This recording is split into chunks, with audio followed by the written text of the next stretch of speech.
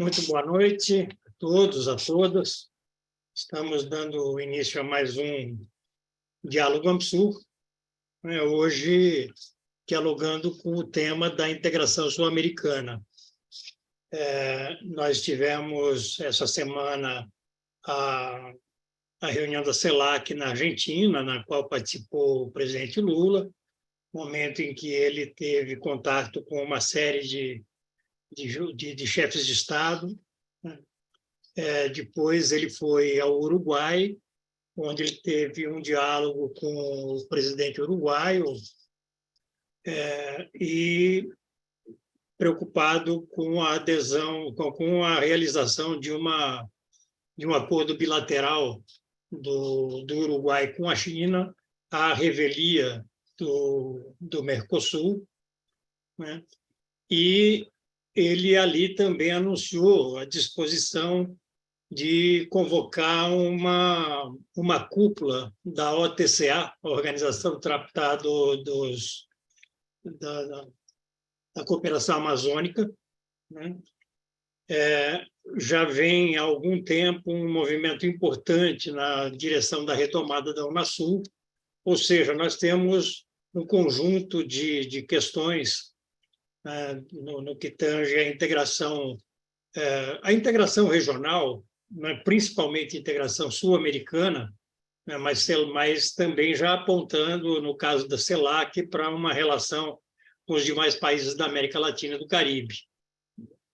Para a gente conversar um pouco sobre esse quadro que começa a ser desenhado e as perspectivas que esse quadro aponta, estarão conosco o Tarso Genro. Tarso Genro foi governador do Rio Grande do Sul, foi ministro da Justiça, das Relações Internacionais, ministro da Educação, e estará também conosco o Pedro Silva Barros. O Pedro Silva Barros é um técnico do IPEA, trabalha com o tema da integração sul-americana há bastante tempo, foi diretor de assuntos econômicos da Unasul, né? E já agradeço a ambos pela importante disposição de estar aqui.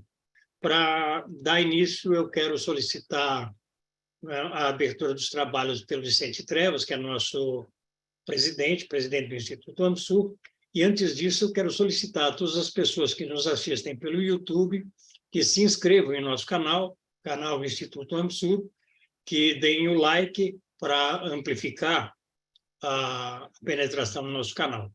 Vicente, por favor, com você. Obrigado, Granado. Muito boa noite a todas e todos, né? Inicialmente, um agradecimento especial ao Tarso Genro e Pedro Barros, que já são nossos estruturais parceiros, né? Então, aqui, com os quais nós mantemos há muito tempo diálogos e participamos de projetos de gestão governamental e, portanto, nós estamos entre nossos principais interlocutores, né? E sobre o tema de hoje, né, ele parte de alguns enunciados importantes, quer dizer, a nossa reflexão aqui coletiva em vários momentos, né, e na nossa história aqui daqueles que militam pela integração sul-americana, nós temos consciência que a dimensão da integração regional é uma dimensão constitutiva do nosso projeto de desenvolvimento nacional, né? Então, a integração não é só política externa, é um projeto de construir politicamente, economicamente, geopoliticamente uma região. E, portanto, é uma agenda estratégica, né? E uma agenda estratégica que foi construída já há algum tempo, né? E uma agenda estratégica que foi processada em diferentes áreas, né? Com diferentes agendas, e que obteve grandes sucessos, né?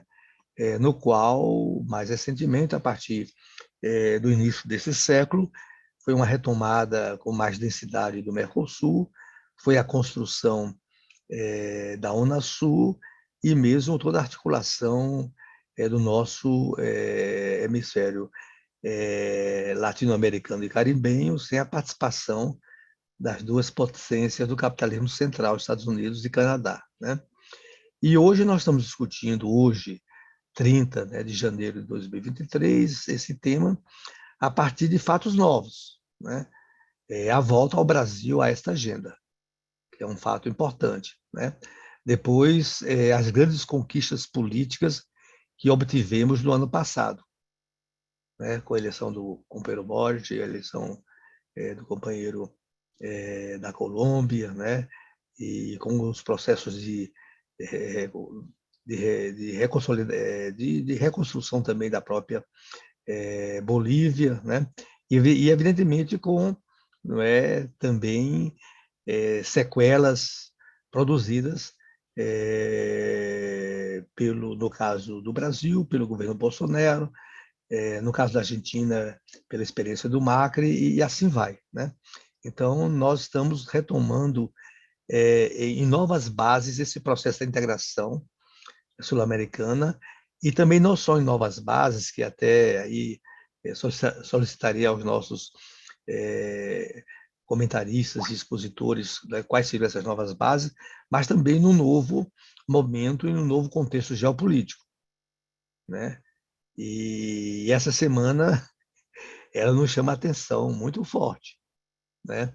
Que é a visita do chanceler alemão, né, aqui à nossa região, trazendo agendas ardilhosas, né? No caso, tentando, de uma certa forma, através de certas mediações, tentar envolver nossa região no conflito que se passa na Europa, né?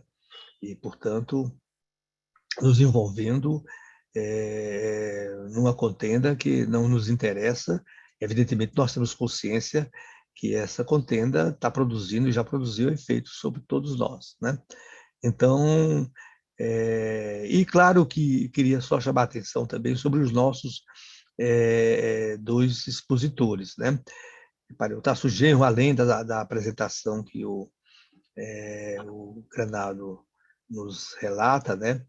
Ele é um ator, né, de longa história com esse processo. E mais recentemente, justamente com outros parceiros sul-americanos, o Tasso aí desenvolveu um grande diálogo que produziu um documento muito importante, que foi uma carta aos novos dirigentes da América do Sul sobre a retomada da nossa integração sul-americana. Então, quero dizer isso porque nós estamos falando de atores que não só conhecem a agenda, mas que operaram e operam essa agenda aí, né? A mesma coisa em relação ao Pedro Barros. O Pedro Barros, além de ser um técnico do IPEA, ele teve a tarefa no governo do presidente Lula de abrir o escritório do IPEA na Venezuela. Foi aí que eu me aproximei do Pedro, né? E na sequência o Pedro constituiu a diretoria, né, da Unasul como seu diretor de assuntos econômicos, além de ser um estudioso, um pesquisador muito atento e muito qualificado das nossas agendas, né? Então, eu estou dizendo isso porque esse diálogo é um diálogo capaz de não só fazer considerações sobre os acontecimentos em curso, mas nos ajudar a elaborar um pensamento estratégico sobre essas questões. Granado, devolvo você a condição dos nossos trabalhos e um bom diálogo para todos nós. Muito obrigado, Vicente. Bom, então, dando sequência aos trabalhos, eu vou passar a palavra para o Tasso Genro. Tasso, com você, por favor, liga seu microfone.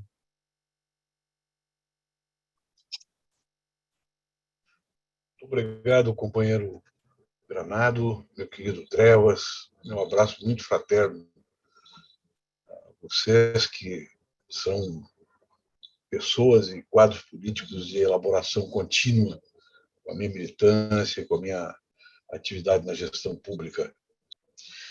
Mas eu acho que esse exemplo inicial que o Trevas trouxe à colação, essa vinda do chanceler alemão e a proposta prévia de trazer R$1 bilhão para as operações na Amazônia, as operações, né, relacionadas com as nossas políticas de clima, elas, na verdade, tornam-se um exemplo emblemático, né? Porque nós não podemos mais hoje discutir relações políticas horizontais na América Latina, entre os diversos países que compõem o nosso cenário territorial, cultural e político, sem destacar a época, né? O espírito da época, como diria o velho Hegel. O espírito da época, neste momento que o Trevas falava da nossa atividade latino e sul-americana, particularmente sul-americana, como governador, como prefeito, nós conseguimos, inclusive, com o apoio de Itamaraty, ainda no governo Fernando Henrique, eu consegui desenvolver com os companheiros aqui no sul do Cone Sul o Mercocidades, que vive até hoje foi oficializado pelo Itamaraty. Sofreu, claro, uma decomposição muito grande nos últimos 2 governos. Então, era a época em que as pessoas que vinham no curso da experiência revolucionária do século passado, a partir de uma visão soviética da história, por assim dizer, de uma maneira muito simplificada, começaram a se trasladar para uma defesa do projeto social-democrata como um projeto utópico emergente dentro da democracia política, da democracia liberal. Isso abalou fortemente, na minha opinião, naquele momento, de maneira muito positiva, abalou positivamente as estruturas formais do PT e permitiu que o partido viesse se adequando, né? Se reconciliando com uma determinada realidade latino-americana e de política interna, que o transformou num partido competitivo na esfera democrática, né? Um partido competitivo e um dos principais partidos da esquerda em escala mundial. Mas este não é o espírito da época hoje, né? Naquela época, então, nós estávamos um movimento ascendente do ponto de vista ideológico da social-democracia pela esquerda, com saída para a crise da utopia socialista soviética. E hoje nós estamos vendo uma decadência do projeto social-democrata se transformando em escala europeia e também em escala latino-americana num projeto social-liberal. Tá? Não um projeto socialista democrático, nem naquelas regras da utopia social-democrata do começo desse século, mas social-liberal. Isso não vai não estou aqui falando naqueles termos tradicionais do trotskismo, que é uma política de traição, coisa para dizer, não. É uma política de constrangimento objetivo, com fortes laços culturais, políticos e fortes constrangimentos de natureza econômica, que os países que estavam experimentando o projeto social-democrata, pelo menos guardavam os seus valores no discurso político, estão se livrando deles. Estão deixando eles de lado em nome da sobrevivência, que de um lado vem da pressão neoliberal tradicional e de outro lado vem da pressão do neoliberalismo articulado com a germinação fascista, que os constrange para participar de uma maneira cada vez mais cordata, cada vez mais contratual, né? Com todos os países do mundo que não estejam, em última análise, subordinados às políticas do fascismo ou às políticas da direita tradicional, conservadora, religiosa e assim por diante.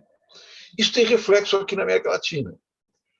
Casualmente, hoje também consultando a imprensa, eu vi uma manifestação do Caio Blinder, né? Aquele rapaz da Globo, lá, que era da Globo e trabalha nos Estados Unidos, era do Manhattan Connection, né? Dizendo o seguinte, de uma maneira muito ardilosa, de uma maneira muito competente, né? Diz: vamos esperar que o Lula amadureça tanto como o presidente Boric, né? E passe também, não foi essa palavra que ele usou, mas ele quis dizer, passe também a atacar Cuba e a Venezuela, né? Minando de maneira consciente, né, essa visão de política sul-latino-americana que vem sendo desenvolvida aqui por determinados setores políticos e que pregam um convívio, né? Convívio, inclusive, com a centro-direita, em torno da questão democrática, do bloqueio do fascismo, né? E respeitando as especificidades do relacionamento internacional de cada país. Então, nesse sentido, né, aqueles que pensavam, na minha opinião, que o nosso problema deixava de ser os Estados Unidos, eu acho que quem pensou assim, e eu em algum momento pensei assim também, estávamos enganados. O nosso problema, a nossa questão central, e o que vai orientar todas as nossas conexões políticas internacionais é como trataremos da questão americana. Como trataremos, né, desta ambiguidade do projeto, né, nacional americano, por assim dizer, que, de uma parte, procura desenvolver internamente um projeto democrático, né, na sua política interna, na sua política de emprego, na sua política de coesão social mínima, né, de combate ao racismo, de combate assim, essas visões mais conservadoras, religiosas, que são muito fortes nos Estados Unidos. Mas, de outra parte, na política externa, eles também estão soterrados, né? Não só pelas disputas que ocorrem no plano internacional, como também pelas disputas que efetivamente vão fazer aqui na América do Sul, né? Já com porta-vozes, né? Não digo solidários ideologicamente, em absoluto, mas porta-vozes que têm que se render para sobreviver à política americana. E aí eu estabeleço, né, identifico a Colômbia, por exemplo, que tem várias bases americanas lá dentro, toda a política de combate à guerrilha e à esquerda na Colômbia foi determinada pela CIA e pelos Estados Unidos, pelo Departamento de Estado, e o Chile. O Chile né, que tem um presidente jovem, um presidente progressista, democrático, né, a quem eu prezo, inclusive, pessoalmente, já tive 2 vezes com ele. É uma figura magnífica, mas que diz de maneira bem clara, bem consistente. Não tem lugar para a Venezuela aqui, não tem lugar para... Né? Cuba é uma ditadura, a Venezuela é uma ditadura, né? E nós temos que tratar disso aqui nas nossas relações horizontais também. O que determina isso para o Brasil? Né? Eu acho que aquela carta dos presidentes que saíram para os presidentes que estão exercendo seu mandato, ela coloca uma linha política provisória, mas adequada para esse momento, que significa desenvolver uma série de conexões horizontais de vizinhança, inclusive reconhecendo a necessidade de relações bilaterais, que são fatais, mais importantes para cada país, e respeitar também os condutos que esses países estabelecem para cima, né? Quer dizer, em direção aos Estados Unidos, em direção à China, que o Uruguai desenvolve, por exemplo, em direção aos Estados Unidos, que o Boric está desenvolvendo. E a Venezuela provavelmente seja obrigada, né, a desenvolver também em função... Eles têm uma ocupação militar, né, direta e indireta, dos Estados Unidos, determinadas pela repressão que eles fizeram a uma guerrilha que tinha lá mais de 50 anos, em última análise, e que ainda permanece, o Exército de Libertação Nacional. Então, qual é a origem desse movimento dos Estados Unidos? É claro que os Estados Unidos, aqui na América do Sul, em particular, mas também na América Central, eles estão de olho na invasão chinesa. Né? O que nós vamos fazer para estabelecer relações de maior comunicação financeira, de maior aproximação cultural, de maior aproximação política? Vocês viram, por exemplo, que eles diminuíram a pressão sobre a Venezuela, né? E diminuíram também a pressão sobre Cuba, né? Para interferir segundo os seus interesses aqui na América do Sul, assim como a China também quer desenvolver aqui os seus interesses. Então, eu respondendo ao Kai Blinder, né, dessa manifestação que ele fez, eu respondi o seguinte no Twitter. Olha, ele disse, eu quero ver quando é que o Lula vai se tornar tão experiente, tão idoso, ele fez uma brincadeira assim, como o presidente do Chile, para compreender que ele tem que atacar a Venezuela e Cuba. É isso que ele disse. Ele disse, eu quero ver, Caio, quando é que tu vai amadurecer para saber, né? Ele estava falando aí da China e da Ucrânia também, eu quero saber quando tu vai ser suficientemente maduro para entender que a Ucrânia tem o batalhão Azov, que é o batalhão do Ministério do Interior, que é nazista, que usa símbolos nazistas.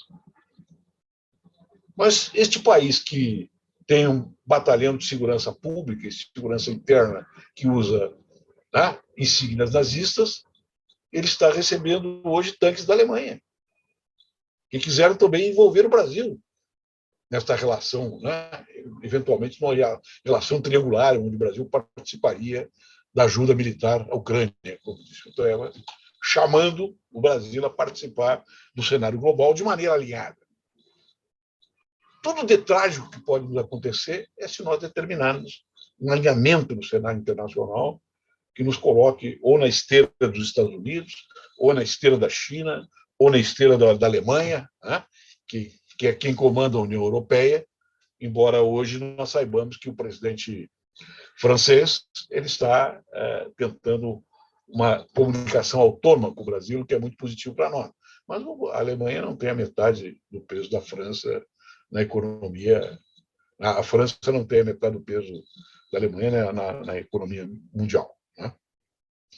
Então, essa crise dos Estados Unidos ela vem, que não é uma crise econômica, na minha opinião, uma crise econômica nos Estados Unidos, existem as flutuações do sistema do capital, que nós já conhecemos há muito tempo, né? Que faz a devastação, transforma o capital vivo em capital morto, recupera, vai, ocupa novos territórios, faz keynesianismo militar e vai tocando para frente. Né? A sua moeda está garantida pelas suas forças armadas. Então, a crise americana é uma crise do seu modo de vida, né? O modo de vida do American Way of Life, porque não há um processo de acumulação que permita um nível distributivo, né, mais característico das épocas do Johnson, do Kennedy, assim por diante. E tem uma crise também de legitimação do processo democrático, da democracia política americana, né, que se expressou, né, quando é que nós imaginávamos na nossa juventude, né, militante, que nos Estados Unidos ia ter uma tentativa de golpe de Estado. Golpe de Estado. Né? Tão organizado, tão preparado, que inclusive envolveu, né, o próprio presidente dos Estados Unidos comandando esse golpe.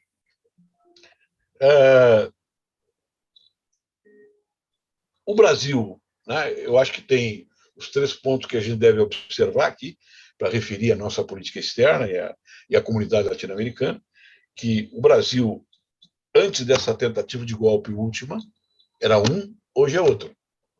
Não quer dizer que houve uma mudança qualitativa, né, radical, mas é outro panorama político. O presidente nomeou um comandante militar, né, que disse com todas as letras que não entra em golpe. Eu logo fui me informar com alguns contatos que eu tenho no meio militar, e as pessoas, mais exatamente uma pessoa com quem eu me comunico periodicamente, que é ousado, ele falou.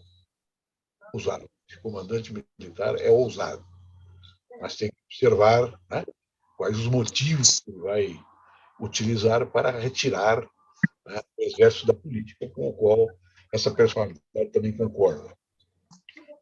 O Brasil da democracia liberal ele está entrando num conduto de esgotamento irreversível, né? Os mesmos modos de organização da sustentação política que vêm desde o início da Constituição de 88 até agora, do dano que se recebe, está se afirmando também neste governo Lula. E não há outra forma de se afirmar, mas, no caso, com a particularidade de que o Lula mantém os cordéis, né, desse relacionamento muito mais limitados e muito mais sob controle do que ele mantinha antes, me parece, pelo menos. Né? Acho que o nosso governo está se destacando bem na política internacional, na articulação política para implementar um plano inicial de governo e para estabelecer uma relação de coesão com a América do Sul. Eu acho que o presidente Lula, nos seus discursos que ele fez, tanto na Argentina, né, como nas entrevistas que ele deu, depois na visita que ele fez ao nosso companheiro Mujica, que participa de um grupo, né, que eu e o Trevas, inclusive, participamos em algumas reuniões, ele deu o recado correto, na minha opinião. Ou seja, ele disse que temos que, sim, nos respeitar, mas tem limites que nós temos que estabelecer determinados compromissos, que é, né, uma relação de solidariedade horizontal na América Latina em nome da democracia, das instituições democráticas. Disse isso tanto na Argentina, disse para toda a imprensa, disse no Uruguai, o presidente do Uruguai, que, como se sabe, é um governante de centro-direita. Não é um cara de extrema-direita, mas é um governante de centro-direita que tem um pequeno grupo de extrema-direita no seu governo, diz ele, sob controle. Né? Sob controle.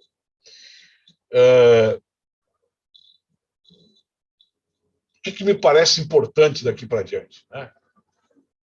É a designação dos embaixadores na América Latina.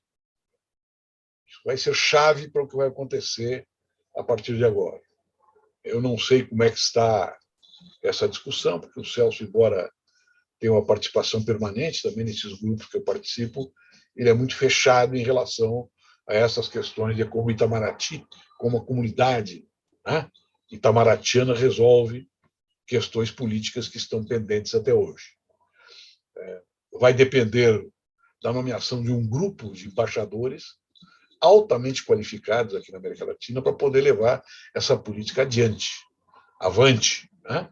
E para não serem substituídos pela força normativa dos fatos, em última análise, que é o que tem preponderado até agora, né? Dentro desta nova armação do cenário mundial, que dá uma nova conformação para os movimentos imperiais para a guerra. Finalmente, uma observação que eu acho que é muito importante aqui para a América do Sul é nós tirarmos rapidamente uma política de segurança sul-americana, em primeiro lugar, de colaboração na segurança do continente, e que nos livre das convocatórias guerreiras, que certamente virão sobre nós. No momento que eles furarem esse bloqueio, eu acho que a unidade sul-americana passa a ser apenas uma quimera, né? Uma utopia, e, portanto, uma coisa que vai estar no horizonte cada vez mais distanciado. Então, essa é a primeira contribuição aqui que eu dou para os meus amigos, e espero poder ouvi-los um pouco, pelo menos, para aprender mais um pouco. Um abraço. Muito obrigado, Tarso. Quem quiser se inscrever, por favor, Tebni. Eu só quero fazer um alcance, uma coisa que me chama a atenção. Por exemplo, a visita do primeiro-ministro da Inglaterra e o que está se acontecendo com o Comando Sul dos Estados Unidos, quando eles acham que o Triângulo do Lítio seria interessante preservar, quer dizer, meter a mão, porque eles já fizeram isso em todos os países da América Latina, pegam o cobre e depois vendem um parafuso. Então, a minha preocupação, precisamente na visita do Scholz, era com isso. Será que ele está realmente interessado em fortalecer as democracias da América Latina? Ou tem algum acordo embaixo do pano aí com os Estados Unidos, principalmente após essa reunião, quando foi empossada a Laura Richardson dos Estados Unidos, e ela falou, olha, América para os americanos, quer dizer, a doutrina Monroe ainda continua. queria que ele me fizesse algum alcance e se concorda ou discorda com essa minha apreciação, que pode ser até algo errada, né? Era isso que eu queria perguntar. Obrigado, Tebni. Mais alguém gostaria de intervir? Vicente Trevas. Tenta ser breve, Vicente, para dar tempo de devolver a ele. Eu só pediria, Tasso, para você fazer considerações sobre uma ideia-força que surge dos diálogos que mantivemos recentemente, que é a ideia de construir uma postura do alinhamento, o não alinhamento ativo, né? E que estratégia é essa, na medida que ela vai ter de saber lidar, né, com as grandes presenças que atuam no nosso território sul-americano, né?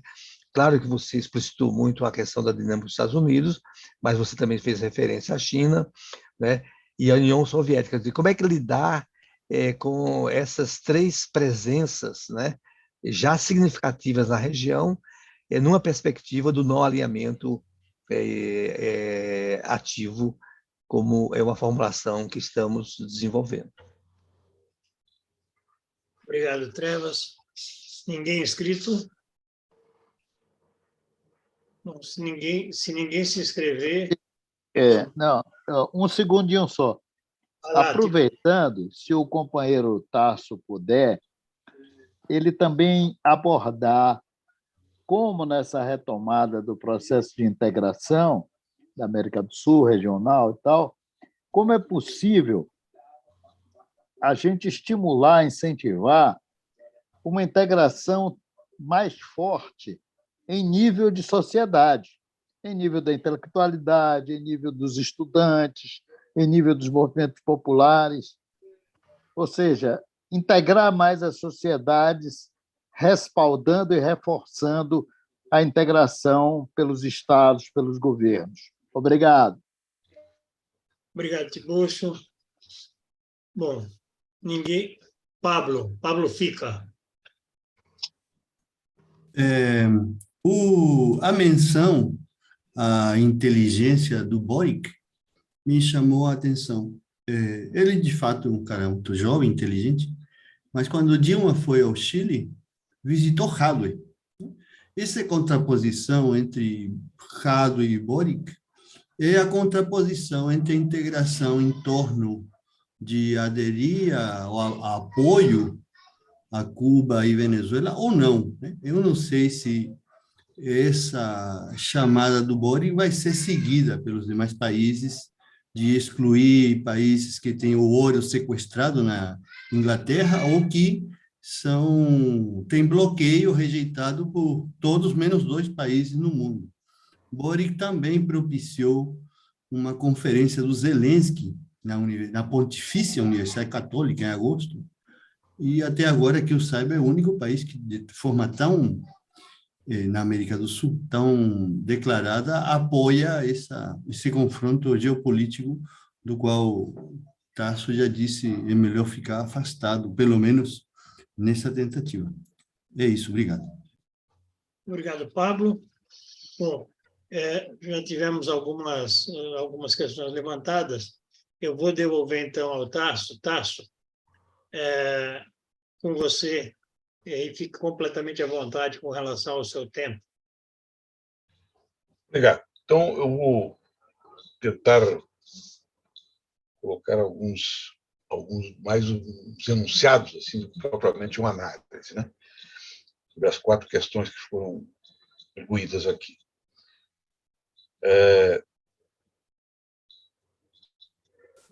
Se esses países, como a Alemanha, a França, Inglaterra, têm algum interesse em fortalecer a democracia na América Latina. Nós tínhamos uma situação na Guerra Fria que, de um lado, nós destacávamos a posição norte-americana, que era a posição originária ainda lá do começo do século passado, Big Stick, ou seja, vamos tratar a América Latina com tal força que nós possamos controlá-los e colocá-los como um quintal dos nossos interesses. e tínhamos o respaldo da União Soviética numa pretensa posição revolucionária que queria encaminhar os povos, depois com aquelas divisões, né, originárias das divisões do movimento socialista, né, e que empurrava o campo democrático, em nome da democracia, né, marcava sua presença no movimento político, no movimento social e assim por diante. Hoje nós sabemos todos aqui que isso terminou, né, e não se tem nenhum referencial de como esses países vão se comportar em relação à questão democrática. Vou dizer assim, a recomendação analítica tradicional é dizer o seguinte: eles vão se comportar em relação à questão democrática de acordo com aquilo que mais favorecer os seus interesses econômicos, aliados internamente ou não aliados, eles, aliados entre si. Que não podemos esquecer que o país que tem a maioria dos títulos da dívida pública americana é a China. Então, a ruptura entre eles vai até um certo limite, na minha opinião. Isso aí, de certa forma, é uma garantia, talvez, contra a guerra nuclear, né? Ninguém vai destruir o país que é o seu devedor ou que é o seu emprestador, em última análise. Então, é difícil a gente desenvolver uma teoria a respeito disso hoje, porque é muito cedo. Essa posição, essa questão é muito verde ainda para a gente concluir. Eu suponho que vão ter distintos graus de diferenciação entre eles em cima de cada caso concreto. Né? Em cima de cada caso concreto. Os Estados Unidos vai trabalhar, por exemplo, com a Colômbia a partir dos interesses que tem nas suas bases militares. Em relação ao Brasil, vai procurar se aproximar mais em relação à questão climática, que é uma coisa extraordinariamente importante para o Biden e para a própria nação americana. Então, o comportamento desse país vai depender muito do tom que o Brasil der para as suas relações principais e como ele vai horizontalizar essas relações. Por exemplo, esse sintoma ficou bem claro quando o presidente Lula, lá no discurso que ele fez no Uruguai, ele chegou a avançar um pouquinho, na minha opinião, não sei se vocês ouviram. Chegou a dizer, não, a China, eu vou ter uma relação com a China e vou ajudar quem quer ter uma relação com a China. Mas a China vai passar por mim também, alguma coisa, ele disse nesse sentido. Né? Então, eu acho que o tom que o Brasil vai dar, o tom de solidariedade, né? Ou de neutralidade em relação às necessidades desses países menores, mais fracos, que não se equivalem a nós em nenhum setor, né? Na sua força econômica, militar e política, vai depender muito da movimentação que o Brasil vai fazer. Como ele vai tratar essas questões. Por isso eu falava agora, nós temos que ter embaixadores aqui na América do Sul altamente politizados e vinculados ao centro político do Itamaraty, que não vai estar no Itamaraty, vai estar lá na assessoria do presidente da República, né? Que é o nosso companheiro Celso Amorim. O Trevas coloca qual é a questão da qual é a linha, a ideia força, né? Que pode estabelecer essa relação de cumplicidade horizontal entre nós aqui. Eu acho que a ideia força é o Brasil procurar localizar em cada um dos países da América do Sul qual o seu interesse predominante na sua política externa. E saber conviver com os interesses predominantes e fazer, inclusive, concessões em relação a ele. Já está dado, por exemplo, que o Biden vai ter uma relação mais estreita com o Império Americano, vai ter uma relação mais estreita com o Biden, uma questão de sobrevivência para eles. Né?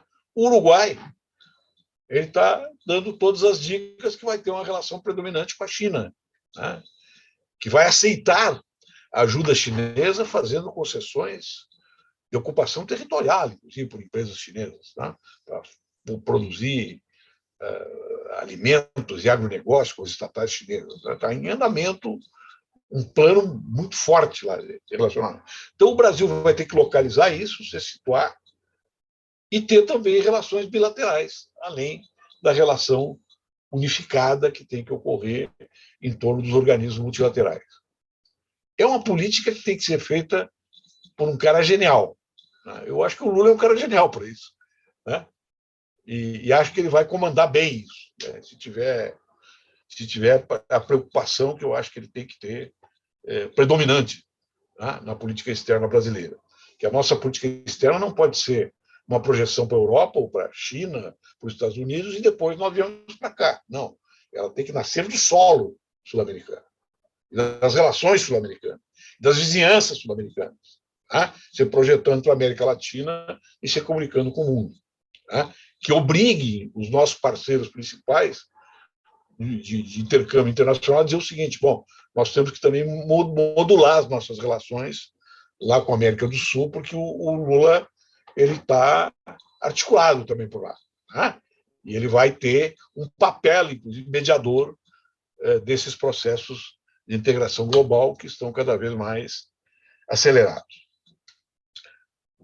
Como é que nós vamos estabelecer uma comunicação por baixo, né? Como disse o nosso querido Tiburcio aí?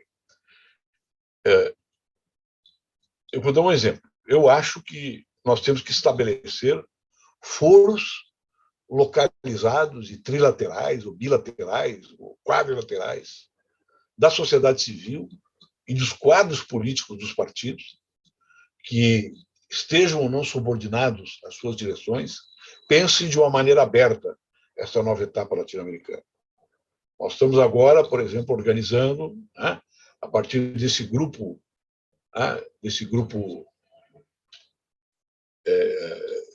Grupo Carta, que nós chamamos, que é formado pela Fundação Chile 21, o nosso INPE aqui, AMSUR também, nós estamos organizando uma reunião em março ou abril, nós estamos verificando a data, de todos os quadros e partidos e frações de partido intelectuais que participaram da elaboração dessa carta, e trazendo um ou dois presidentes para conversar conosco, para ver como nós vamos dar sustentação, a partir dos nossos países, para essa aproximação, né?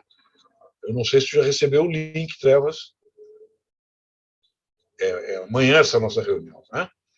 Nós vamos discutir amanhã, nós pegamos ali 4 ou 5 companheiros mais experientes e vamos reunir amanhã para definir a natureza dessa reunião, que nós queremos que a Fundação Ebert, né, ela financie, ela coloque o pessoal dela à nossa disposição para realizar em Montevidéu essa reunião, para sair dali uma carta 2, ou algo semelhante, empurrando de baixo para cima esse processo todo, né, porque ali tem dirigentes políticos, né, ou referências políticas, não precisa ser necessariamente dirigentes, da esquerda latino-americana que vem trabalhando junto, alternativamente, às direções dos seus próprios partidos, que tem uma relação muito burocrática e muito limitada, na minha opinião.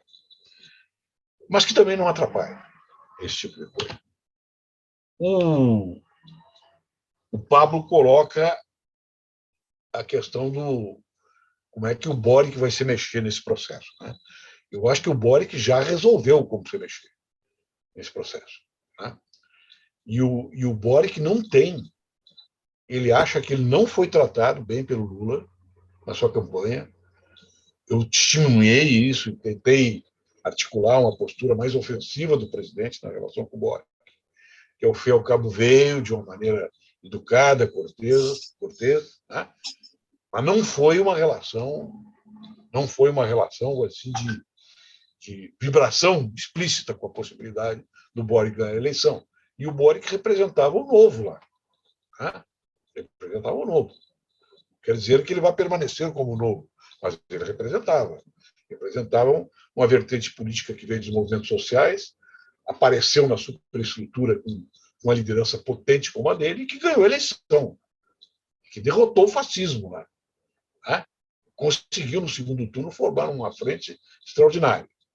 Acho que ele está meio perdido. A gente perguntou para ele que movimentos ele ia fazer, e ele disse, sinceramente, eu tenho que caminhar com cuidado, porque eu não posso perder a minha base, a base que me elegeu. Se eu perco a base que me elegeu, o movimento de massa agora vem contra mim.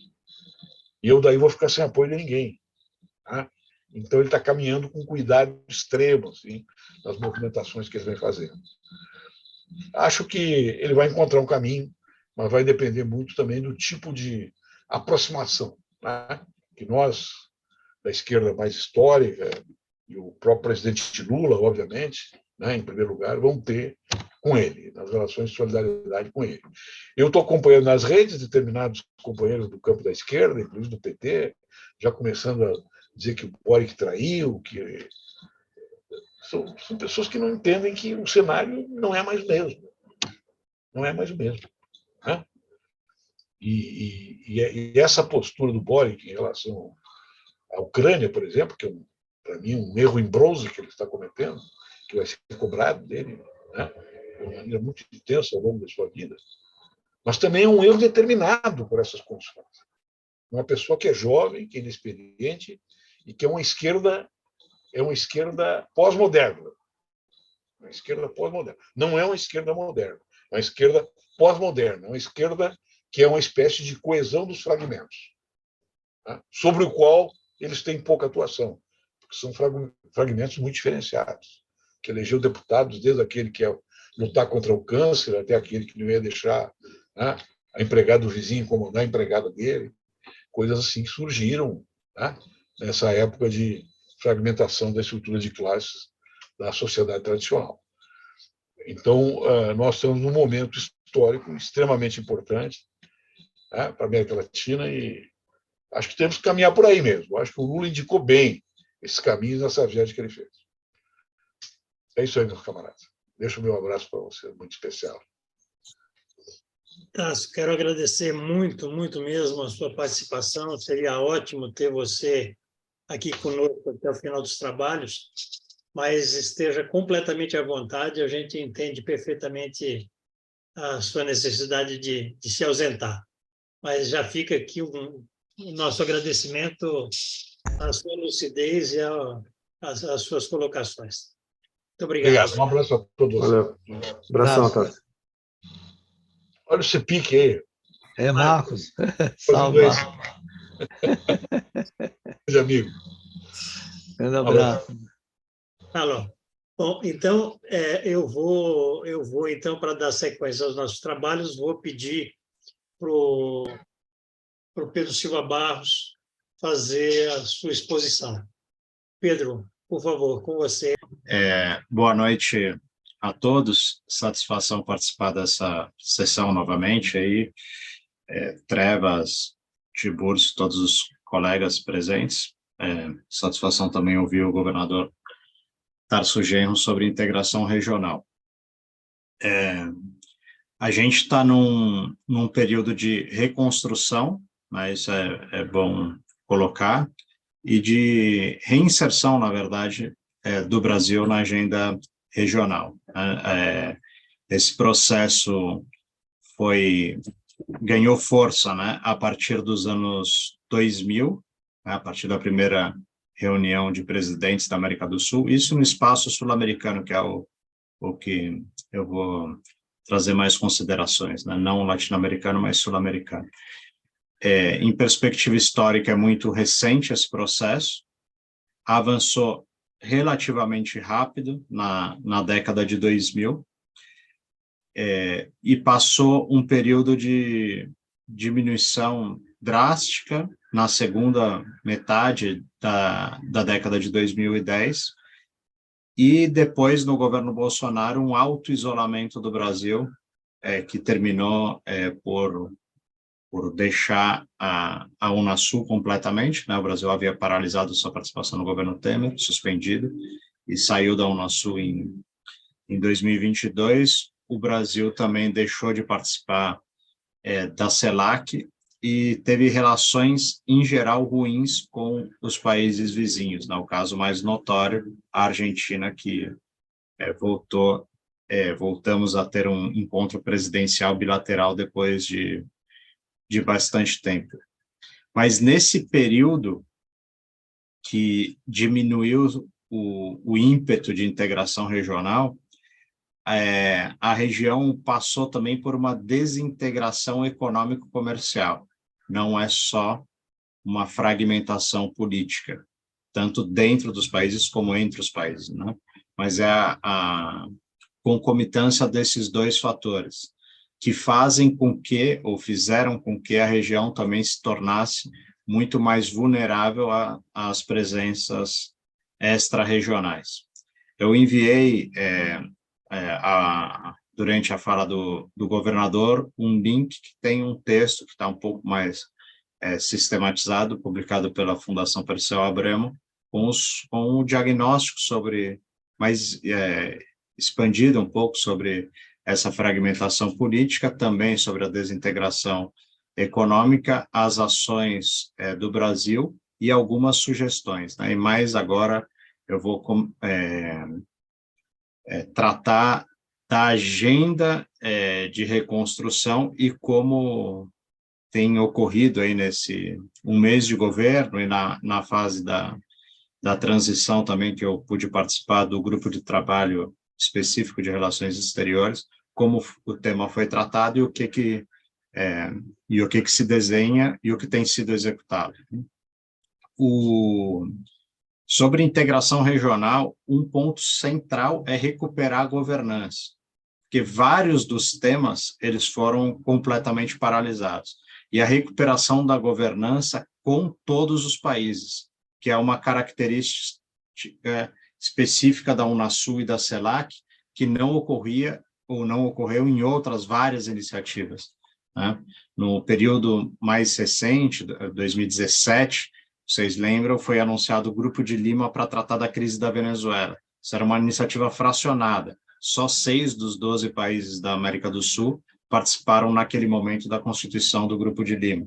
Depois, quando alguns países saíram da Unasul, foi criado em 19, aí pelo Chile, né, liderando, o Fórum Pro-Sul. Também ali 7 ou 8 países participaram de sua fundação, teve no máximo 8 países, e agora vários deles, inclusive Argentina, Brasil, já se retiraram desse fórum. Esse fórum não tem uma institucionalidade, não tem tratado constitutivo, não tem discussão parlamentar, nada disso.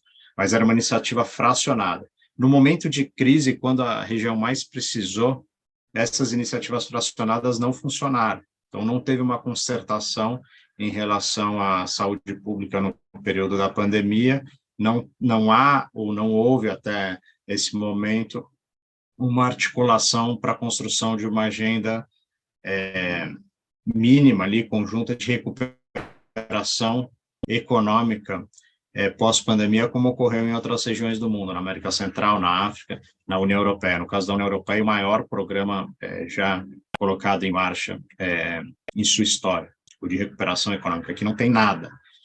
Várias áreas, as áreas centrais para o Brasil em relação à América do Sul, que veio essas 3 áreas desde a primeira reunião de presidentes, desde a ideia inicial ali de entender a América do Sul como um espaço geopolítico, né, que é dos anos 90, o Brasil privilegiou 3 áreas: defesa, e o Conselho de Defesa Sul-Americano; infraestrutura, que era a Iniciativa para a Integração Regional da Infraestrutura Sul-Americana, a IRSA, e saúde. E até dentro da Fiocruz, no Rio, ficava o ISAGS, o Instituto Sul-Americano de Governo em Saúde, do Conselho Sul-Americano de Saúde da Unasul. Essas áreas foram completamente paralisadas nos últimos anos. E foram completamente paralisadas e não há iniciativa de outro país, que não o Brasil, para recuperá-las. Ou seja, se o Brasil não pautar essa agenda, esses 3 tópicos ficarão paralisados. Então, essas iniciativas fracionadas não tiveram uma formalidade como tinha a Unasul. A Unasul ela passou a ser caracterizada, né, pela maior parte da imprensa e pelos grupos mais à direita como ideológica num momento muito recente, de 2018 para cá. A Unasul ela contou, na sua criação, com a assinatura dos 12 presidentes da região, inclusive Uribe, Chávez, enfim, todos que estavam no poder em 2008, passou por aprovação legislativa entre 2009 e 2011 em todos os países. O Brasil foi o último. Então, os parlamentos dos 12 países aprovaram o Tratado Constitutivo da Unasul, a forma como ela se estrutura, seu rito de aprovação, o seu conselho de chefes e chefas de Estado e Governo, de ministros e ministras das Relações Exteriores, os 12 conselhos ministeriais, incorporando o Conselho Energético, enfim. Tudo foi aprovado pelos 12 países, não só pelos presidentes, como pelos legislativos. Era uma agenda de um consenso muito grande. Até o Macri exercer a presidência pro tempore da Unasul, que foi o último que exerceu de fato, com os conselhos funcionando em 2017, até esse momento, a mesma Argentina de Macri dizia que o objetivo era recuperar as ideias fundacionais da Unasul, que elas tinham se desvirtuado um pouco ali, principalmente no período anterior, que foi a presidência da Venezuela. Mas nos momentos de crise, a Unasul funcionou. Né? Nesse período da conformação da Comunidade Sul-Americana de Nações, que ocorreu na terceira cúpula em 2004, até 2018, ocorreram algumas crises na região, entre Equador e Colômbia, o movimento de secessão na Bolívia, tensões entre Colômbia e Venezuela, movimento policial no Equador em 2010. Em todos esses momentos, a Unasul atuou e foi exitosa, promovendo o diálogo. Uma troika de presidentes para fomentar o diálogo entre governo e oposição na Venezuela, o acompanhamento de eleições em 8 dos 12 países da região, foram mais de 30 eleições acompanhadas pela Unasul, inclusive na Venezuela em 2015, com vitória da oposição. Enfim, os espaços funcionavam. O Conselho de Infraestrutura e Planejamento tinha reuniões ministeriais anuais, toda a carteira de projetos, que eram mais de 500 projetos, eram atualizadas semestralmente. Na época da pandemia da H1N1, os ministros de saúde se reuniram semanalmente também, de forma virtual, claro, mas ela conseguia dar resposta. Com o agravamento da crise da Venezuela, a constituição do Grupo de Lima, depois a eleição do Ivan Duque, que é o primeiro líder eleito que critica a ideia de Unasul, ou seja, a origem da Unasul, e disse que ela estava a serviço da Venezuela, enfim. Isso é só em 18. Aí, em 19, com o Bolsonaro, que aí caracterizou na primeira entrevista após a facada, que foi para o Datena, a Unasul como o nome fantasia do Foro de São Paulo, ele caracterizou assim. Aí é um período que a ideia de América do Sul, ela passa a ser associada ao bolivarianismo, ou à esquerda, mas dentro desse quadro de fragmentação. O que o Brasil, na minha interpretação, deve liderar e deve buscar é a recuperação ou a revitalização, que é o termo mais adequado, que foi o termo que o presidente Lula utilizou em seu discurso de posse no Congresso Nacional, a revitalização da Unasul, da nova vida. Claro que os temas e o mundo não são exatamente os mesmos da primeira reunião de presidentes da América do Sul, lá do ano de 2000. Né? A agenda ambiental tem que ter centralidade na discussão sobre infraestrutura, na discussão sobre energia. A polarização Ocidente-Oriente, ou China e Estados Unidos, os aspectos comerciais, ou OTAN-Rússia, hoje estão num nível muito acima do que era em 2000, então a paz também é uma questão central. Então, isso deve ser necessariamente incluído na reformulação ou na revitalização da Unasul, as questões de mudança climática, as questões de paz, mas o seu objetivo original, que é a integração regional, é ainda mais necessário. Num quadro de maior polarização, é mais importante a região estar unida e ter espaços de concertação. E quem pode liderar isso é o Brasil. E o caminho, no meu entendimento, é a volta imediata do Brasil para a Unasul, que é o que está desenhado, é o que está previsto pelo grupo de trabalho da transição. O ministro das Relações Exteriores e o presidente da República já anunciaram isso. A Unasul, pelo seu tratado constitutivo, ela depende de 9 países fazendo parte. Então, para ela entrar em vigor, precisou que pelo menos 9 aprovassem o seu tratado constitutivo.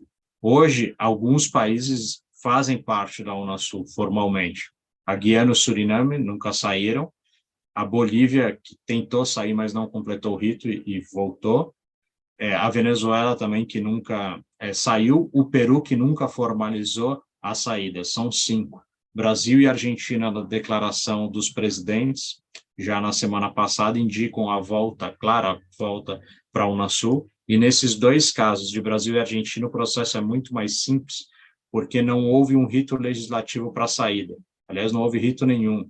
A saída do Brasil foi uma nota do Itamaraty ao país depositário do acordo sede e um decreto presidencial apenas, sem discussão legislativa, sem nada, de forma muito questionável se o presidente tem discricionariedade para denunciar um tratado internacional, já que para assinatura o rito são 2 votações em cada casa, legislativa, enfim, uma discussão nas comissões várias, inclusive de Relações Exteriores e Defesa Nacional, e o Bolsonaro simplesmente assinou um decreto, e isso não foi muito questionado. Na verdade, tem uma ação de inconstitucionalidade do Partido Socialista Brasileiro, mas o debate, enfim, na sociedade brasileira foi muito pequeno em relação a isso. Mas aí isso facilita a volta, tanto para o Brasil como para a Argentina.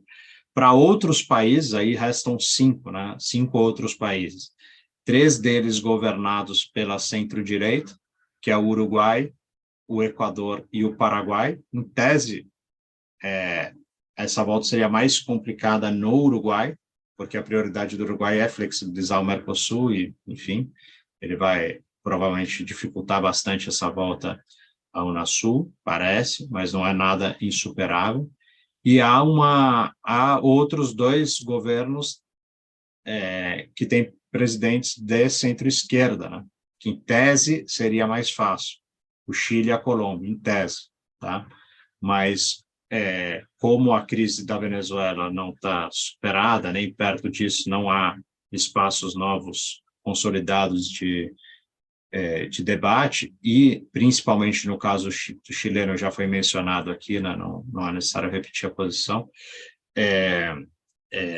há sinalizações contrárias do presidente, ainda que na conversa bilateral que houve, dia 2 de janeiro, aqui em Brasília, com o presidente Lula, ele tenha sinalizado vários pontos favoráveis, tanto em relação à integração regional, como mesmo em relação à volta da Venezuela aos espaços de diálogo nesses termos, né? Então, tudo isso tem que ser costurado, a gente precisa ter uma política muito assertiva para gerar o consenso necessário para retomar, e aí eu reforço, rapidamente a Unasul. Por que rapidamente? A semana passada houve a reunião da CELAC, né, que é o espaço geral, que é um espaço muito mais simples.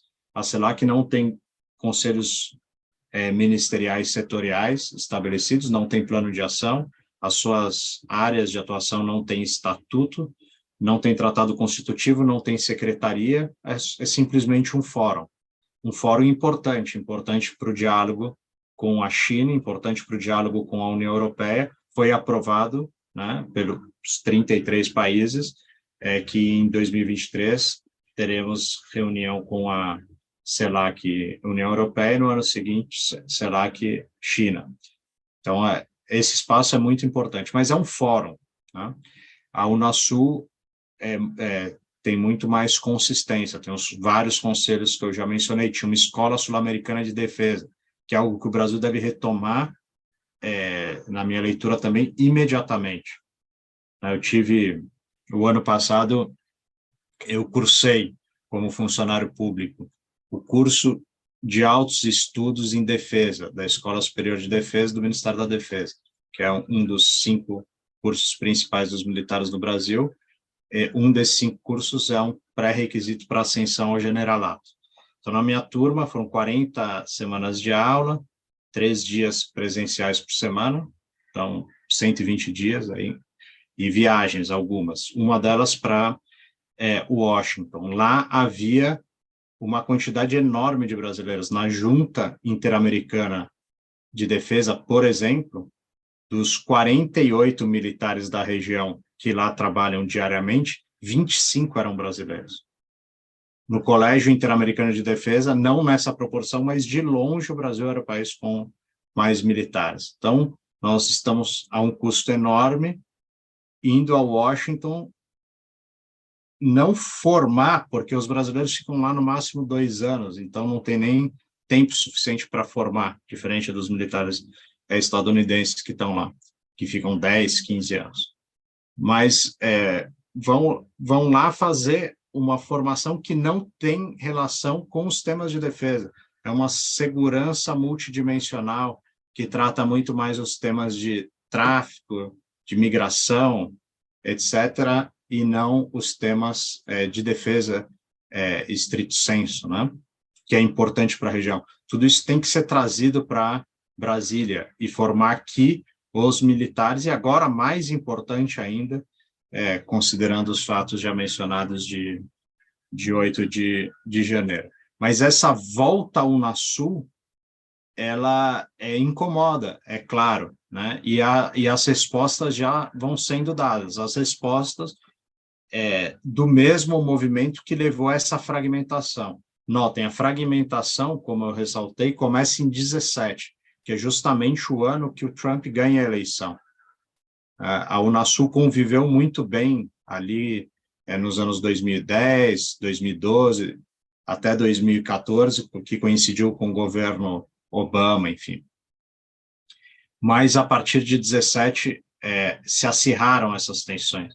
No momento que acirra também as tensões entre Estados Unidos e China, por exemplo. Mas, reparem, a reunião foi no começo da semana passada. Os 33 países, um marco importante a volta do Brasil ao espaço de concertação regional. O Lula foi o centro das atenções, as principais manchetes em relação à CELAC foi a participação do Lula. Vários discursos sobre os fatos do 8 de janeiro no Brasil, alguma crítica, principalmente do presidente do Uruguai, em relação a governos mais à esquerda, autoritários da região, Chile, Nicarágua, Venezuela, nas palavras dele, e deu mais repercussão no Brasil, muito mais do que a própria CELAC, o encontro com Alberto Fernandes, principalmente por questões econômicas, né? A proposta de atualização do sistema de pagamento, que com o termo moeda comum, que a gente pode entrar em discussão se necessário, e com a volta do financiamento do BNDES a obras de infraestrutura. 2 temas, considero eu, fundamentais para a integração regional, E infraestrutura tem que ser tratado na Unasul. A resposta veio rápido, até mais rápido do que muita gente esperava. Os Estados Unidos, já na sexta-feira, promoveram uma reunião com 12 países da região, que levou a uma declaração conjunta de uma aliança para a prosperidade econômica na América. Então, uma declaração que merece ser lida, são 8 parágrafos grandes, assinam 12 países da América do Sul, América Central e Caribe, sem um recorte ideológico claro. Lá estão os países do Pacífico, da Aliança do Pacífico, né? México, Colômbia, Peru, Chile, incluindo o Equador. Está o Uruguai, o único país do Mercosul que participou. 2 países do Caribe, Barbados, que tem ganhado um protagonismo, e República Dominicana. 2 países da América Central, Panamá e Costa Rica. Esse é além de Estados Unidos e Canadá, que não fazem parte da CELAC, é uma resposta deles. É um recorte curioso, né? O Paraguai, por exemplo, que seria um governo de centro-direita, não participou, e na mesma semana o Cartes, ex-presidente, foi sancionado. Aí eu não sei qual foi a causa exatamente, imagino, mas não posso afirmar o que causou o quê. Se o Paraguai não participou porque o Cartes foi sancionado, ou o Cartes foi sancionado porque o Paraguai não quis participar. Depois a gente vai ter os elementos necessários para afirmar isso daqui a alguns meses ou anos. Mas o Chile participou, a Colômbia participou, o Chile de Boric, a Colômbia de Petro participaram, o México de AMLO participou. E o que diz aquele texto? Ele é quase uma carta dos democratas sobre economia. Então, fala sobre o trabalho formal, numa crítica velada à China, e tem discussões ali sobre o trabalho decente, enfim. Trata de meio ambiente, coloca a questão GLBT, então tem toda uma agenda que não é a agenda clássica, não é uma agenda de impor um acordo bilateral, de comércio, um TLC, enfim, não é isso. Ela é muito mais sobre boas práticas, quase como uma micro OCDE, do que uma agenda concreta. Ela não é vinculante, mas quase não havia discussão prévia sobre isso. Se você buscar informação sobre isso 10 dias antes, um mês antes, 3 meses antes, quase não há. Mas dia 27, os Estados Unidos, e está no site do Departamento de Estado, tem a declaração e repercutiu muito mais, claro, nos países que assinaram essa declaração do que no Brasil. Mas é um movimento claro. E aí reforço, essa declaração não trata dos temas que são centrais para o Brasil. Não trata absolutamente nada sobre defesa. Fala algo muito marginal sobre segurança. Não trata sobre migração, que foi o tema central na Cúpula das Américas, né, que os Estados Unidos organizou em Los Angeles no ano passado e fracassou com a não presença de vários países.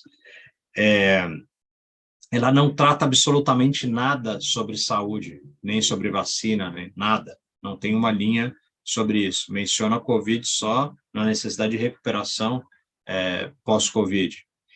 E na parte de infraestrutura é muito geral, tratando de energia renovável, mas não trata da infraestrutura de integração com peso, ou tal como conhecemos com os projetos de integração física. Então, daquelas 3 áreas que são centrais para o Brasil, sempre foram, né? Eu recordo quando eu fui diretor de assuntos econômicos da Unasul, o primeiro e único diretor brasileiro da Unasul, né? Pelo menos nessa primeira fase dela. Ao mesmo tempo, um outro colega brasileiro dirigia a Escola Sul-Americana de Defesa, que era o professor Antônio Jorge Ramalho, e o ex-ministro Temporão dirigiu o ISAGS, que eu já comentei, o Instituto Sul-Americano de Governo e Saúde lá no Rio de Janeiro. Sempre o Brasil privilegiou essas 3 áreas, acompanhar os temas de infraestrutura e econômicos, no sentido um pouco mais amplo, saúde e defesa. Essa agenda não está nas prioridades dos Estados Unidos para a região. Há um espaço, claramente, para avançarmos, mas para isso é preciso liderar o consenso regional. Tá? E o presidente Lula certamente é a melhor pessoa para fazer isso, começou a fazê-lo, e esse esforço deve incluir, como foi colocado pelo governador Tarso Genro, tanto uma agenda regional, mas é muito importante ter uma agenda positiva, uma agenda pragmática, propositiva também, bilaterais com os países, né?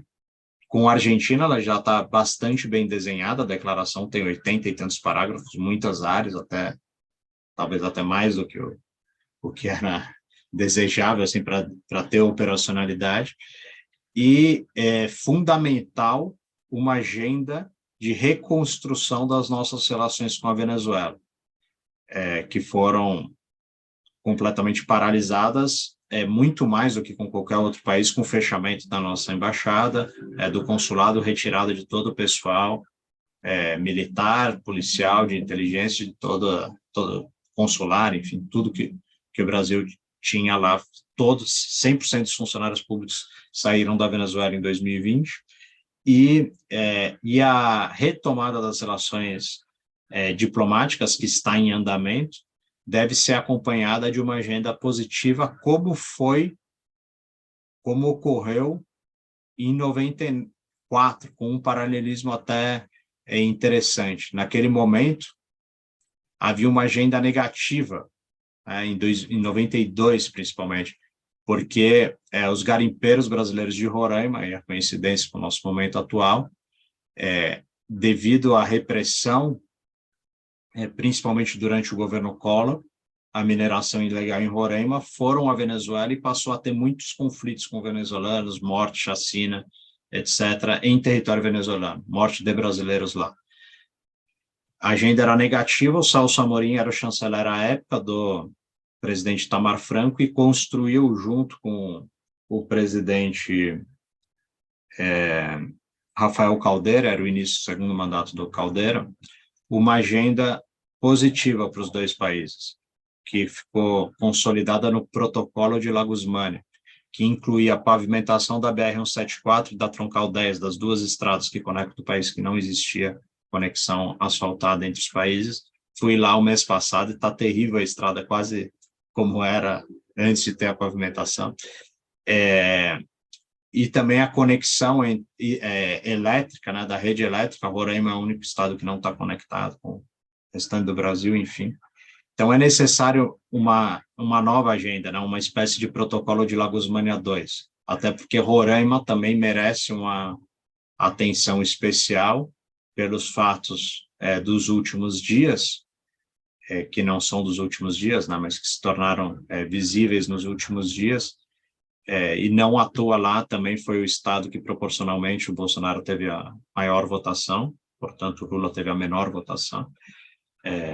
Enfim, essa relação, com a retomada da relação com a Venezuela, passa no olhar brasileiro também por uma retomada da presença do Estado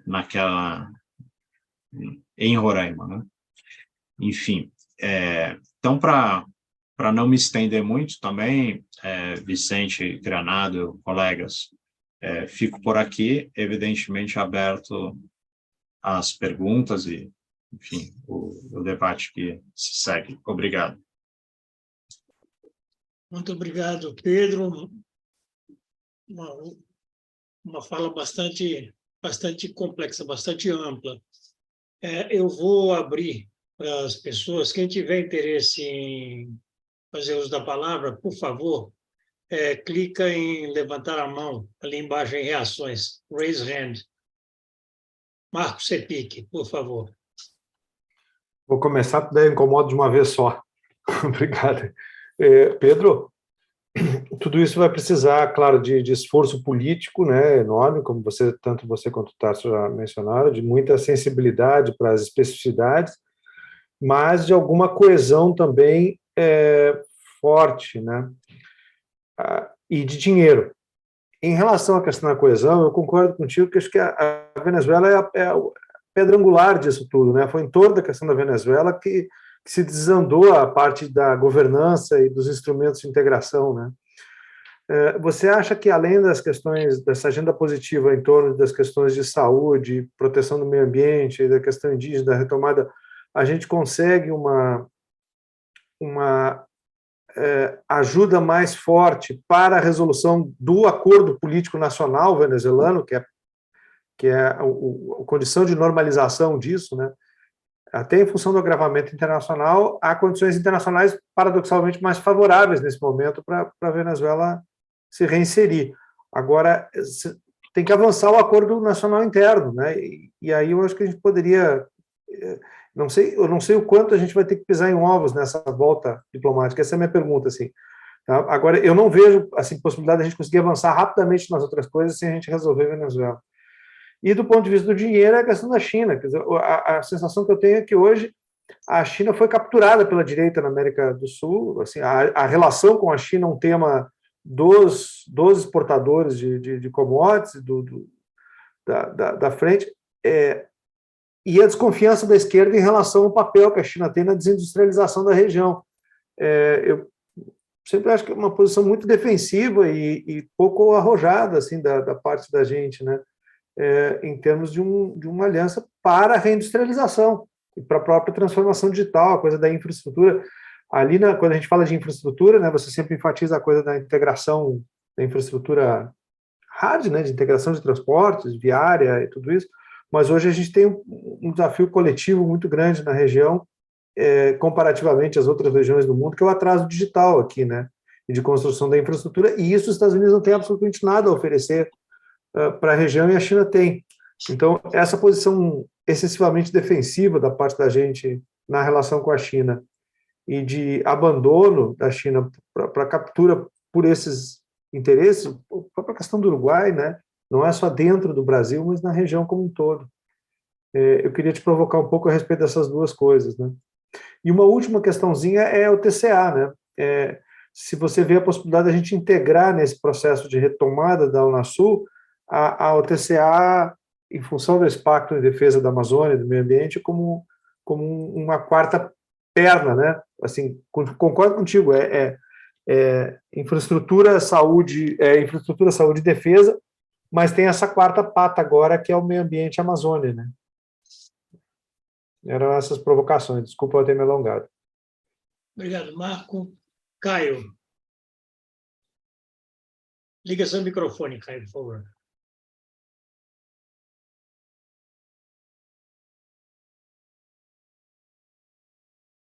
Granado? Isso. Boa noite. A minha pergunta se encaixa com o comentário final do Marco. Nessa retomada da política externa brasileira, a agenda ambiental ganha uma centralidade muito grande e o tema da Amazônia já com a cúpula anunciada, ainda não convocada. Os mecanismos de integração regional e me parece que nem as relações bilaterais, elas tinham não havia uma densidade na agenda amazônica. Isso tanto do ponto de vista dos mecanismos, como do ponto de vista das forças sociais, políticas, dos movimentos. O que a gente teve mais forte talvez tenha sido o Fórum Social Panamazônico, né? Então, a minha pergunta para você vai nesse sentido. O OTCA tem toda uma fragilidade. Então, a minha pergunta é assim, diante da ausência de tradição e de experiência, seja da Unasul, seja da CELAC, seja do Mercosul, de tratar o tema amazônico, como é que você acha que esse tema vai de fato ganhar desdobramentos a partir da cúpula, né? E relacionado com isso, se você identifica a possibilidade de algum tipo de articulação no âmbito das redes de movimentos, das experiências latino-americanas, né, seja anteriores na luta contra o livre comércio e mais recentemente nas agendas impulsionadas pelo Fórum Social, da possibilidade de se constituir algum tipo de articulação da sociedade civil, dos movimentos, das organizações de esquerda em torno da agenda amazônica. Obrigado. Obrigado, Caio. Não tem ninguém inscrito. Alguém mais? Senão eu devolvo para o Pedro. Sim, Vicente. Tá. Pedro, aproveitando um pouco, né, essas três áreas que foram fortes aí na fase anterior, que você nos chama a atenção de que elas podem ser também áreas importantes da retomada. Como fica, veja, o tema da defesa, né? Repare, a defesa com tudo que aconteceu com as nossas Forças Armadas aqui, né? Como é que você vê essa retomada, né? Veja, porque elas se tornaram aqui, no nosso caso, neoliberais, né? Abdicaram de projetos estratégicos de defesa, você entende, ao serem cúmplices da privatização da Embraer, da tentativa de destruição ou quase destruição do programa nuclear da Marinha e da base de Alcântara, né? Como é que a gente... porque o drama, quando você trata com os militares, com uma corporação que sabe dissimular, né? Que sabe dissimular o que não são, né? para que a gente ache que eles são, né? Então, como é que você vê agora, a partir de tudo que aconteceu, você entende, né? Como é que a gente iria retomar, né? E no momento em que há uma pressão, né? Comentamos na fase aí do Tasso, e nos envolver numa loja da bipolarização e o enquadramento hemisférico aqui, nessa matéria, né? Então, como é que você sente, você entende? Se há massa crítica, né? Quer dizer, enfim, eu estou vendo como é operar essa frente, que eu concordo com você, né?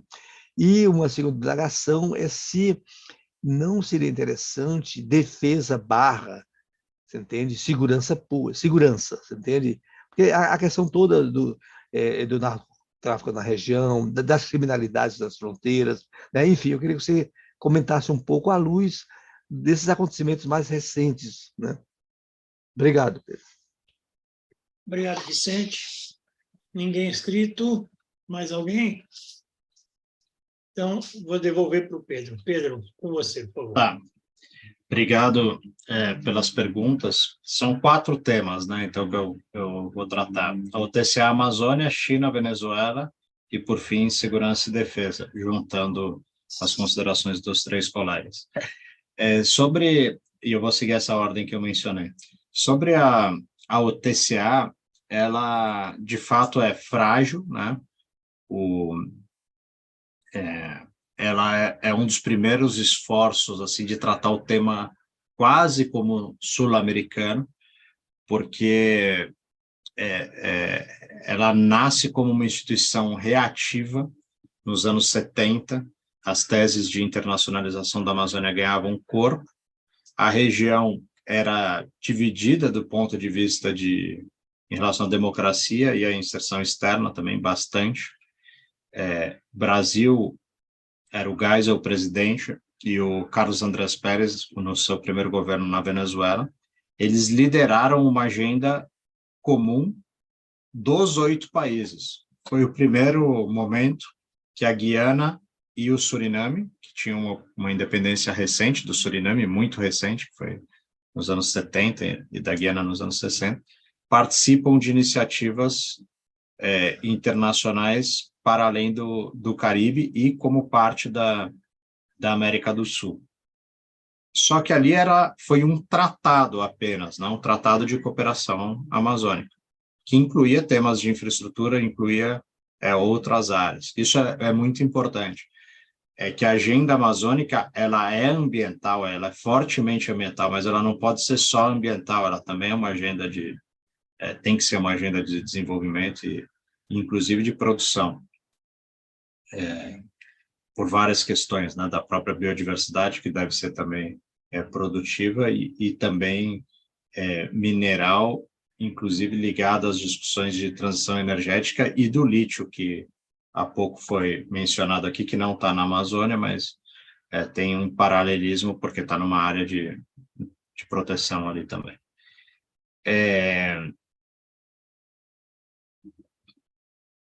No fim dos anos 90, a OTCA foi elevada à organização.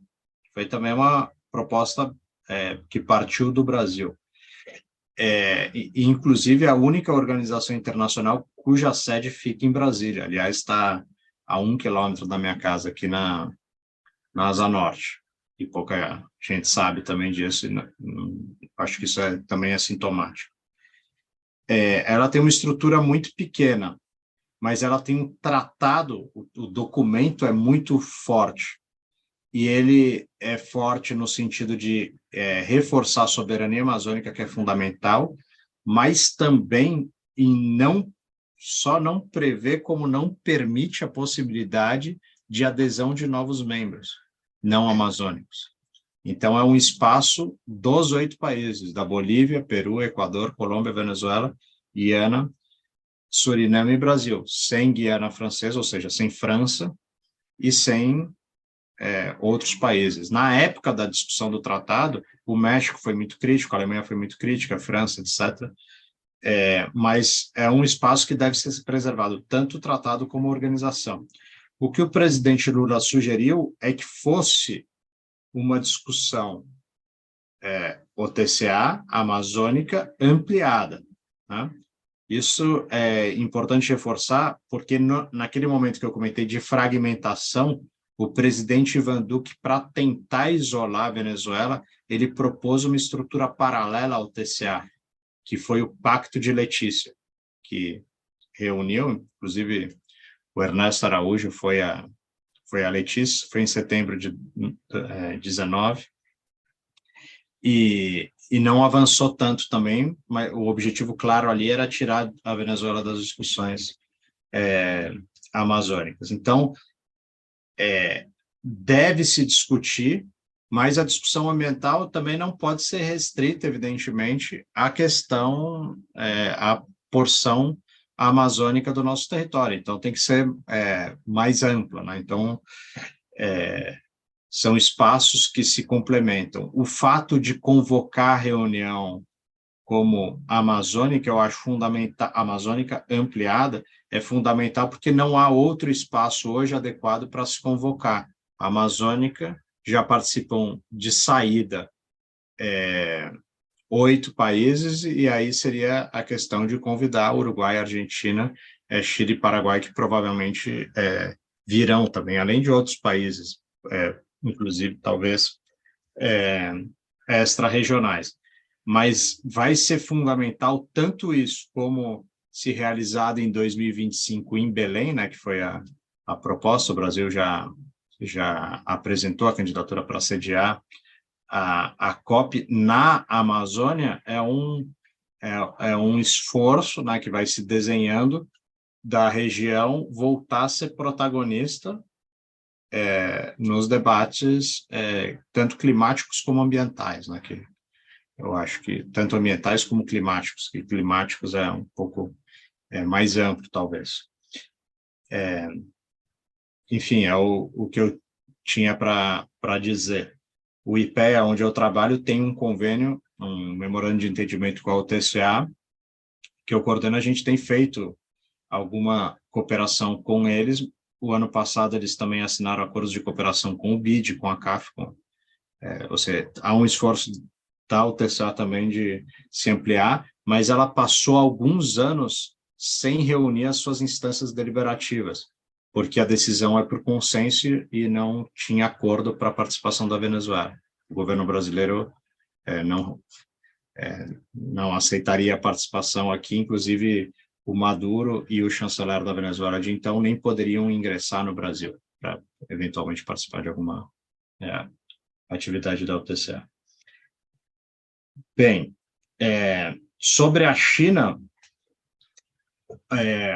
é bem curioso isso, Cepic, e você bem sabe, que quando as ideias, né, a definição do espaço geográfico sul-americano como espaço geopolítico aparece, era no momento de nascimento da proposta da ALCA. Então, em muito ele se consolidou por ser reativo à ALCA. E o diagnóstico que se fazia então, por quem defendia esse espaço sul-americano, inclusive o Brasil, é que era uma forma de estreitar vínculos aqui no nosso entorno, considerando a inevitabilidade da ALCA e a concorrência que viria, né, em várias áreas, propriedade intelectual, compras públicas e também industrial com os Estados Unidos. E o que aconteceu é que não existiu ALCA, nem aumentou a presença industrial dos Estados Unidos na região, mesmo nos países que ele assinou TLC, como foi o caso do Chile e da Colômbia. E o que aconteceu é que a China, enfim, ocupou esse espaço. O diagnóstico e o debate interno aqui no Brasil, seja no governo, seja na esquerda, enfim, não captou bem aquele movimento, né? Inclusive, nosso reconhecimento da China como economia de mercado foi feito sem ressalvas ou grande negociação. Agora é quase inadmissível não entender o peso da China, já que ela é nosso principal destino das exportações. As nossas exportações para eles são extremamente concentradas em 4 produtos básicos, e a gente tem negociado com a China, nesse aspecto eu acho que de forma equivocada, exclusivamente bilateralmente. E isso deve necessariamente ser revertido para o bem do Brasil e também e principalmente dos países vizinhos, né? E do Uruguai até. O Uruguai é 300 vezes menor que a China, agora um pouquinho mais de 300. Quando eu escrevi um texto sobre essa proposta de flexibilização do Uruguai para o Mercosul, era exatamente 300 vezes, agora, enfim. E tanto para as discussões tecnológicas digitais que você mencionou, como o 5G, a região teria muito mais a ganhar negociando em conjunto para, inclusive, incorporar ou permitir algum desenvolvimento tecnológico articulado nessa área, adotar padrões conjuntos que possam dar ganho de escala, enfim, e facilitar a conectividade. E isso deve ser feito sempre pensando no que o Vicente colocou, que é a proposta, entendo, defendida também pelo Tarso Genro e outros, que é a do não alinhamento ativo, ou seja, ter, ao mesmo tempo, uma agenda positiva com a China, uma agenda positiva com os Estados Unidos, com a União Europeia, mas mantendo a equidistância e reforçando a integração regional. Acho que essa deve ser a linha geral para todos os países da América do Sul.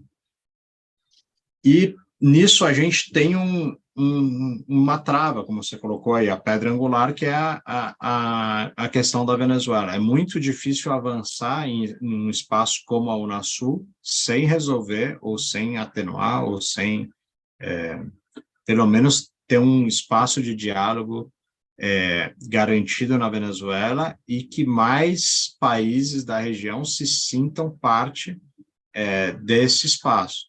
Isso implica necessariamente que uma parte majoritária da oposição venezuelana legitime o espaço de diálogo.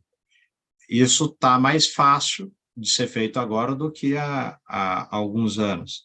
Inclusive, o diagnóstico está presente também no relatório da transição, é que a capacidade de promover diálogo da América do Sul na Venezuela é muito menor hoje do que era quando foi criado o Grupo de Lima. Então, o Grupo de Lima, nesse aspecto, também foi um desastre. Não foi só o desastre as ações dele, né? Por exemplo, reconhecer o Juan Guaidó, enfim, mas também tirou o peso da região na discussão da Venezuela e abriu mais a Venezuela para a ingerência extra-regional, Rússia, China, etc., que é algo que certamente não interessa, né? Claro que é importante ter cooperação com qualquer país do mundo, evidentemente, incluindo nesse qualquer país do mundo, tanto a Rússia como a China.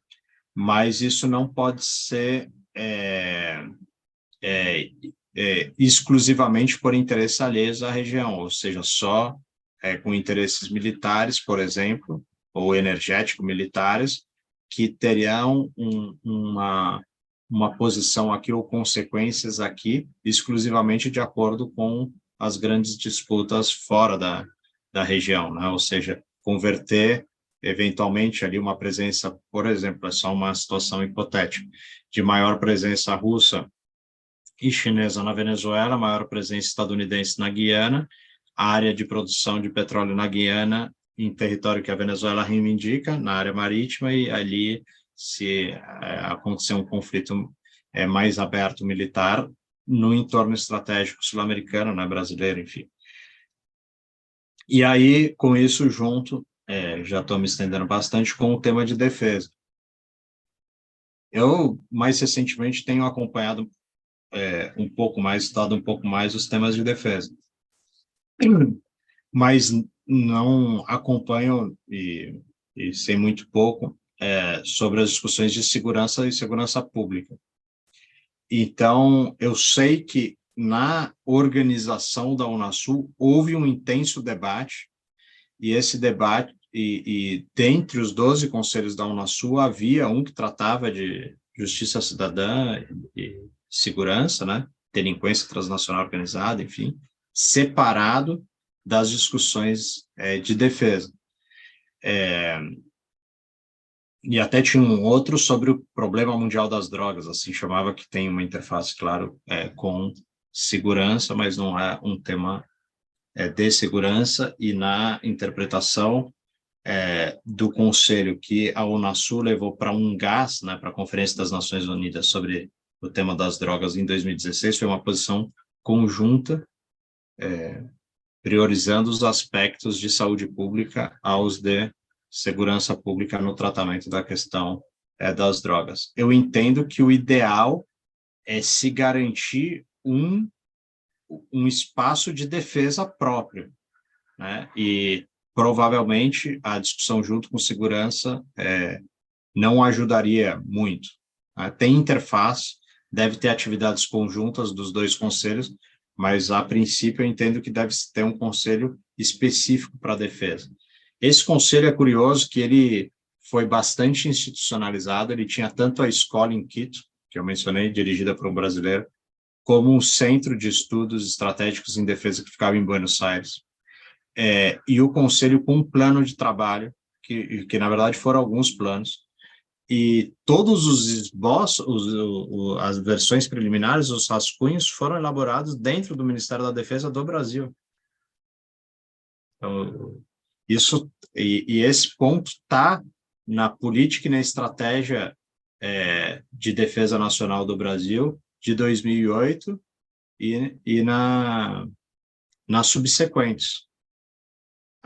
A do Bolsonaro não foi aprovada, né? Mas nas que foram aprovadas aparecia explicitamente o Conselho de Defesa. Então, claramente ali era uma política de Estado do Brasil, né?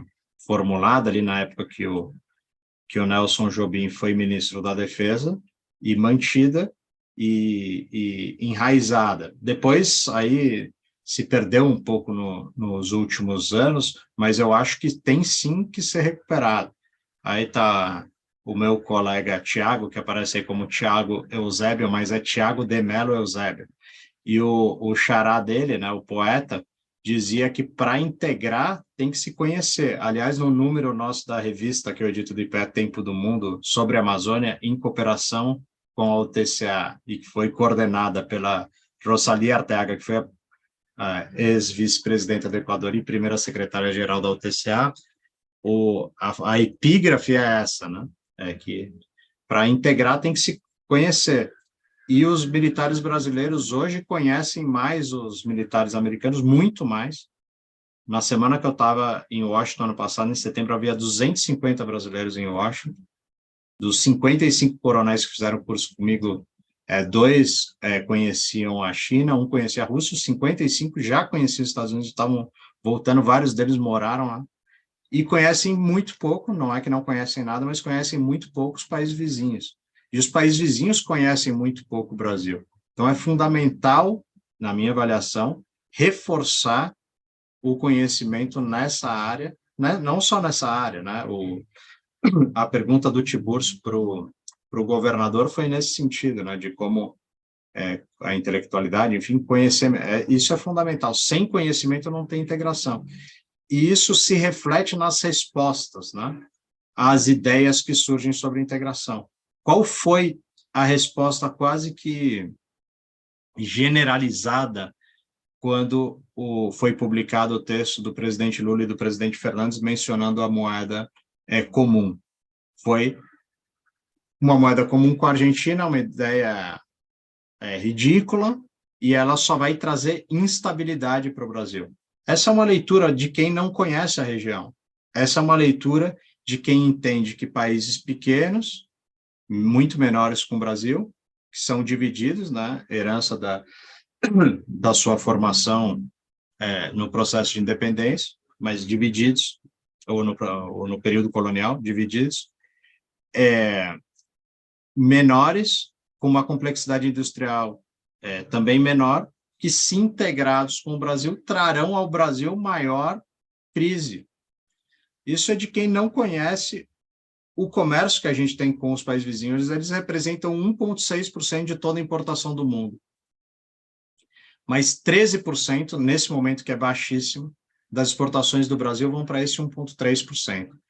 E das exportações nossas com alta e média alta intensidade tecnológica, mais de 35% vai para países, ou os 11 vizinhos, que representam só 1,6% do total de importações do mundo.